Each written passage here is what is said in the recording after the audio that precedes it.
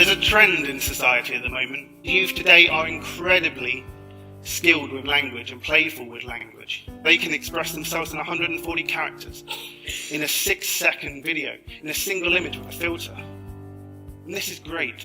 Youth don't forget offline communicative norms and values when they learn online communicative norms and values. There's no longer a strict divide with online and offline, that this wall between them is increasingly porous. The reaction to this by some people is to try and prop up this wall, to try and reinforce and plug the holes and say, no, as educators we can't do that.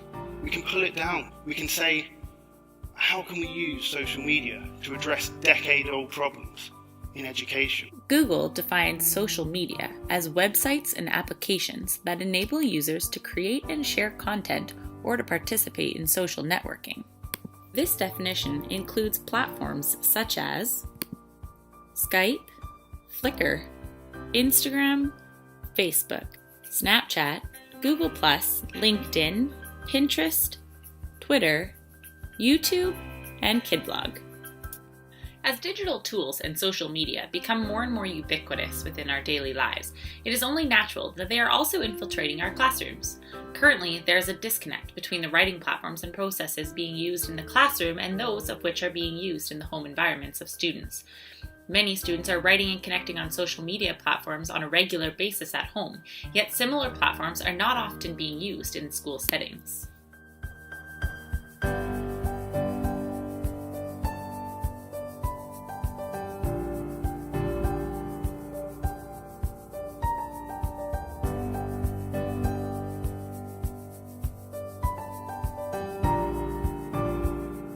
Mark Prensky states that today's students are amongst the first generation to grow up with and be surrounded by technology. He refers to these students as digital natives. By comparison, many of those who are teaching the digital natives of today were not born into the digital world, and rather they've had to actively adopt and learn many of the aspects associated with technology. Prensky refers to this generation as digital immigrants. Some facts. This is the total population of the world, 7.395 billion. This is the active social media users in the world, 2.307 billion. That's just over 31% of the entire world population using social media. Further, in Canada alone, the average daily use of social media on any device is 1 hour and 26 minutes.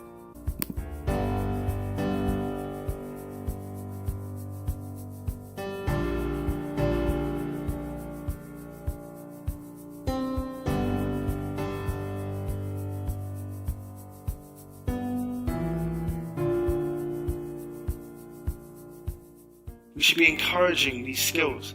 We should be encouraging the use of social media. There's no point using terms like digital natives and hiding behind digital immigrants and saying, no, we don't understand social media. That's untrue. They didn't understand social media when they first came to it. We all learn. We learn together. And we can use social media via our rules. We can use social media via our understanding and help them to grow their skills in social media. Educators must focus on deciphering how digital natives learn most effectively. We must first understand what competencies digital natives currently have in order to formulate our lessons to effectively target the competencies that our students actually need. 3 themes on how to effectively teach digital natives prevailed throughout my research. 1. Learning must be blended or multimodal. 2. Learning must be authentic. And 3, learning must provide opportunities to work collaboratively. The diverse 21st century students of today vary in personality types, learning types, interests, and passions. It only makes sense that they need a multimodal or blended learning approach in the classroom as well. According to Anthony Pizziano, professor at NYU, multimodal or blended learning is a teaching style that uses multiple approaches, including face-to-face methods and online technologies, that provide opportunities to differentiate for the varying needs within our classrooms. Chan and Leung, 2016, state that blended learning is a pedagogical mode that integrates the strengths of the traditional classroom environment in the physical world and the internet learning activities in the virtual environment. Today's students have used technology their entire lives. Alan Rudy, 2011, supports Mark Prensky's thought in his article on hybrid learning by referring to research that the thinking patterns and brains of digital natives have indeed changed. Rudy further mentions that because of this, digital natives actually require a broader range of stimulation to achieve literacy. A major benefit of blended learning is that it allows students to experience learning in ways they are more comfortable, while also challenging them to experience and learn in other ways as well. The United Nations Educational, Scientific, and Cultural Organization describes digital natives in the classroom by stating that they no longer learn in a linear manner. Rather, they have become fluent multitaskers, pulling data from a variety of sources simultaneously. Blended learning provides opportunities for digital natives to exercise this specific skill. Chan and Liang's study determined that Twitter was an effective way of enhancing face-to-face and online learning experiences during a blended teaching approach. This study also found that Twitter improved contact between teachers and students and provided opportunities for prompt feedback and active learning to take place. The Glossary of Educational Reform defines authentic learning as a variety of educational and instructional techniques focused on connecting what students are taught in school to real-world issues, problems, and applications.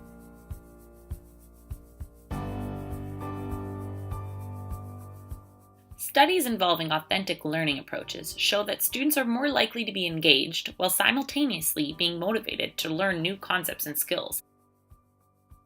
In order to make learning truly authentic, social media must become a part of students' lives in the classroom. Technology has created opportunities for learning to become more authentic and interactive, where the main audience is not only the teacher, but other learners, peers, and the outside world. Social media creates content applications that are authentic to students, but perhaps even more important, it creates authentic audiences.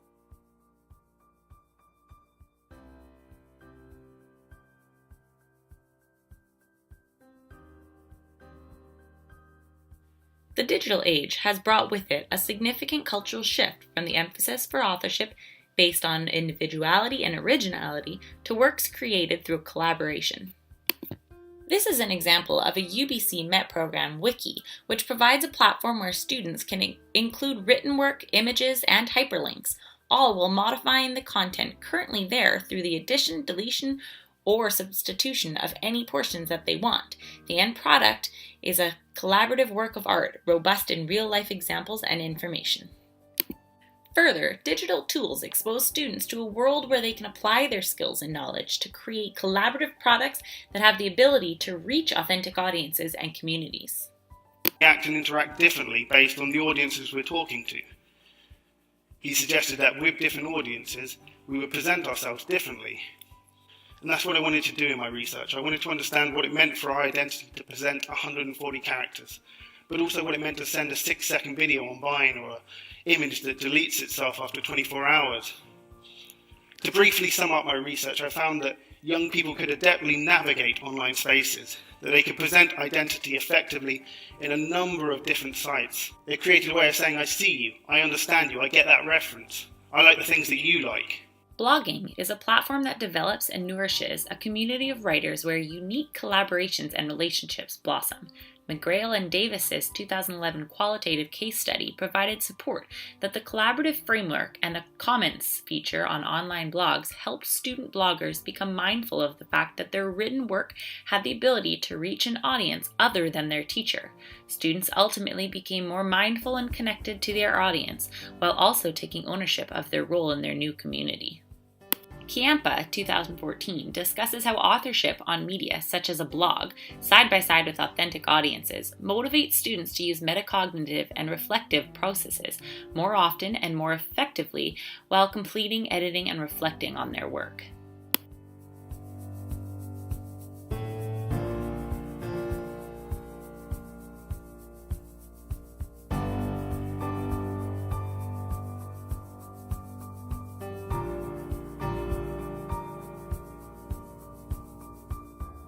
We can show them Shakespeare via tweets. We can show them Ginsberg and Camus via Vine. We can show them artists that are hard to conceptualize via Instagram and Snapchat. We can show them issues that are incredibly hard to talk about, like sex ed and drugs, via their peers on YouTube rather than via their teachers. I've witnessed young people, for example, talk about a YouTube video, show each other that YouTube video, recreate it, film the recreation, put it back up online, share it around, and then talk about the likes and comments that was getting.